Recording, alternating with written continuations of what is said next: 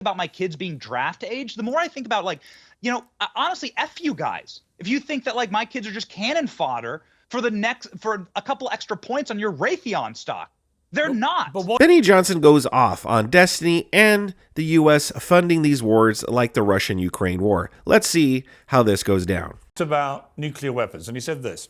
Well, I love, by the way, that people on my side, I'll just admit it, on the right, you know, have spent the last 80 years defending dropping nuclear weapons on civilians. Like, are you joking?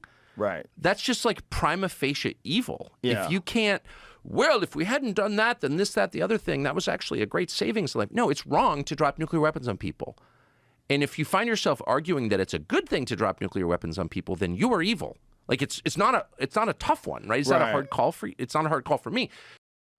So that was interesting. There's also another interesting Tucker-related moment this week where Mitch McConnell said this about him. Sir, I think the demonization of Ukraine began by Tucker Carlson, who, in my opinion, ended up where he should have been all along, which is interviewing Vladimir Putin. And so he had an enormous audience, which convinced a lot of rank-and-file Republicans that maybe this was a mistake. So two interesting Tucker-related things there. I mean, Destiny, on the first point, what is your view about the morality of nuclear weapons? Is there ever a justification? Was it right for America to drop bombs on Hiroshima and Nagasaki to prevent, as they saw it at the time, potentially millions more people being slaughtered? Man, that's a big question. I think that in retrospect, I think that we view nuclear weapons a little bit more special than they actually are. I think that people had this idea that in World War II, when we were fighting with Japan, you know, we would attack a city and 100 people would die. We'd do a huge bombing run and maybe a couple thousand people would die. And then the nuclear bombs dropped and it was 40,000, 60,000. It was like, oh my God, it was an unprecedented massacre. The reality was the bombing campaigns that happened during World War II were insane. There are huge death counts. Dresden, in a single day, I think like 25,000 people were disintegrated. For the fire bombings of Tokyo, I think in 1 to 2 days, it was, some estimates are as high as like 130,000 people were killed. So I don't think that nuclear weapons should get a special carve out in terms of like, was it okay to nuke or was it not okay to nuke? Because the question is, it really has to do with bombing in general and the civilian cost of any war in general. And any war is always going to incur, any war between two great powers or any two people are going to incur a great deal of civilian death. It seems to be an unavoidable aspect of war. And I don't think nuclear weapons are like a special part of that, because conventional bombing runs and conventional ground warfare have led to huge civilian casualties, regardless of nuclear weapons being used or not. You know, regardless of your stance on the Israeli-Gaza war, I mean, there's a lot of civilians that are dead and are casualties of that war. No nuclear weapons have been used whatsoever. Right. I think it's a good point. And just quickly on Tucker and Mitch McConnell, do you think McConnell had a point there? Do you think that this weird thing where you have a big section of the Republican Party very hostile about helping Ukraine, which perhaps historically wouldn't have been the case, is that down to Tucker, do you think?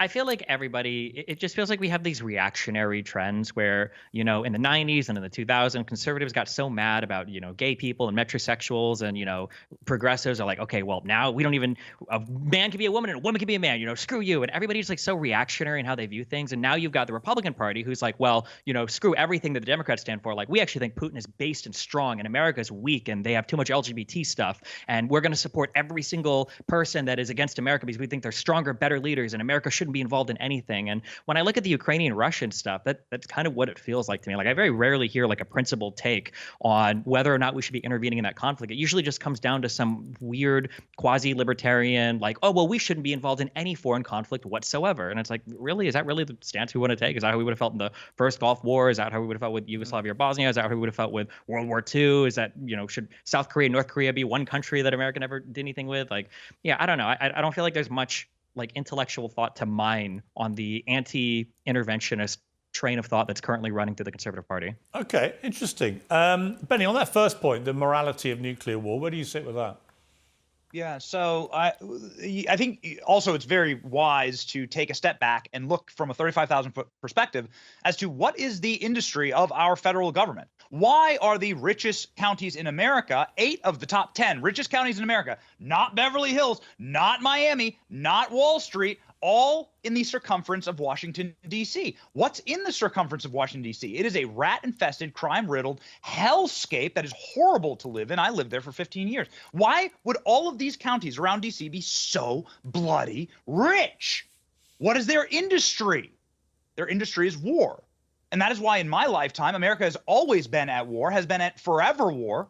There's always a war that is being concocted and created. That is the industry of permanent Washington.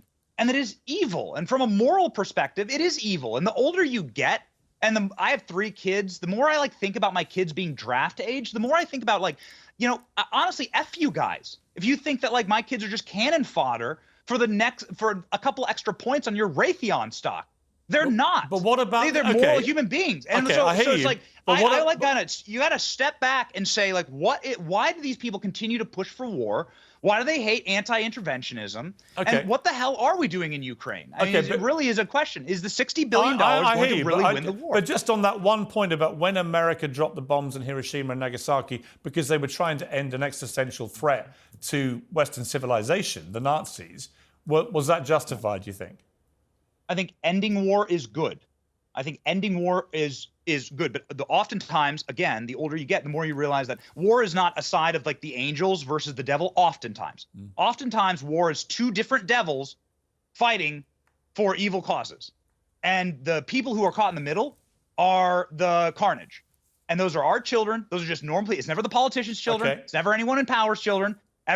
America has been led by draft dodgers for my entire life, Piers.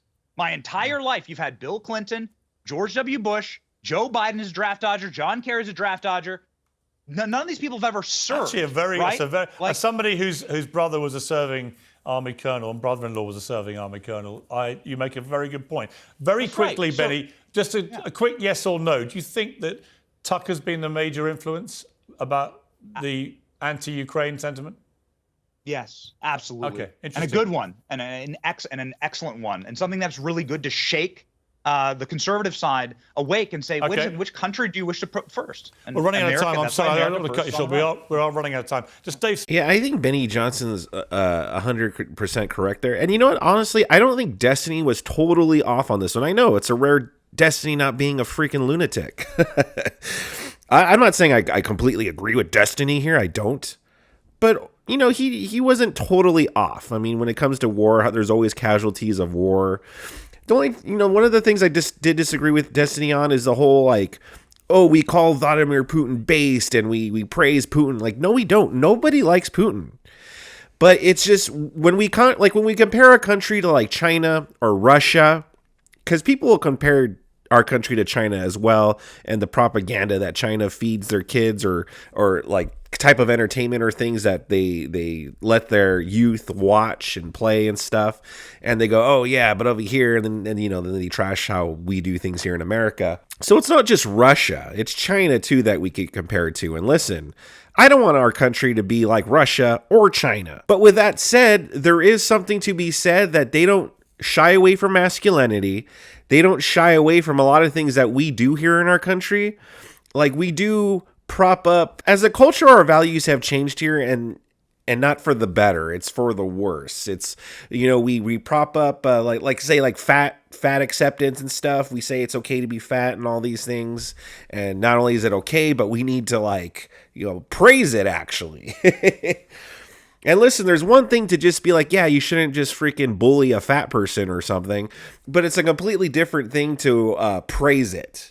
It's the same thing with being trans. It's the same thing with being a drag queen. It's the same thing with being gay or all these things. It's one thing to yeah, listen, we can all agree, don't bully these people. But it's a wholly different thing to then just, let's praise them and put them on pedestals, which is what's going on right now. And we demonize masculinity here in this country. There's even a term for it, toxic masculinity. And it's we totally demonize what it means to be a man. We defend criminals, and we put down people trying to defend other people against criminals, or even themselves against criminals. we have a lot of things totally backwards here in our country. So any praise that you see going toward Putin or something, it's not because we love Putin and we want Putin to rule this country too or something, or he's based. It's like, no, it's just that he's not completely wrong when it comes to this stuff. And our country praising the values that I just listed, it makes our country look weak, and it actually makes our country weak. And when it comes to sending money in Ukraine, we're sending them billions of dollars, and what do they have to show for it? Like, listen, Russia, I know Russia's not like a weak country or anything, but they're not. Do they really have enough to fight off billions of dollars? Like, is Russia that prosperous that, oh yeah, they can afford to go up against a powerhouse that's sending billions of dollars? Like, pretty much are they strong enough to go off against a country like the Ukraine that's funded by a powerhouse that's sending them billions of dollars? I don't think so. So it makes you wonder, where is all this money going to? Why isn't this war over with already? And especially, like, why are we sending billions of dollars over there when this country needs help? It's like what Benny Johnson said, the people in our government, there's a lot of rot in there, and they keep getting richer and richer off of our backs. They're funding these wars because it's profitable for them, and they don't have to fight it themselves. They just send people out there, and they don't care. They don't care what lives are lost because it's not them or their families, which is why Donald Trump made that comment about Liz Cheney, which all the Democrats and liberals pretended to be freaking offended about and not understand what he meant. So yeah, kudos to Benny Johnson here. I think he's 100% correct. What do you guys think about this clip? Sound off in the comment section below. Subscribe to my channel if you enjoy content like this. And if you do enjoy content like this, I got a whole bunch more goodies on the screen for you to click away and enjoy.